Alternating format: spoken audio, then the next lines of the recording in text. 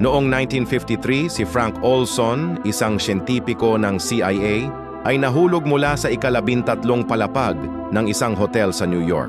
Sinabi ng gobyerno na nagpakamatay siya, pero hindi nila sinabi na 9 na araw bago niya ginawa iyon, lihim siyang binigyan ng LSD ng sarili niyang mga kasama sa trabaho. Walang alam si Olson. Inilagay lang nila sa kanyang inumin. Bahagi ito ng MK Ultra, isang lihim na programa ng CIA para sa mind control. Ginagamit nila ang mga walang malay na tao bilang guinea pig. Pagkatapos mahulog ni Olson, tinago ng CIA ang totoo.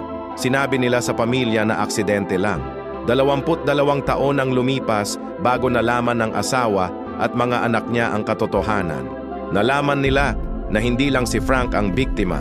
Maraming iba pang tao ang naeksperimentohan ng CIA nang hindi nila alam.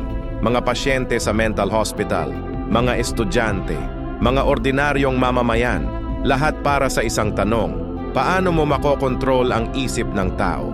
Hanggang ngayon, hindi pa rin natin alam kung gaano karaming buhay ang nasira ng MK Ultra.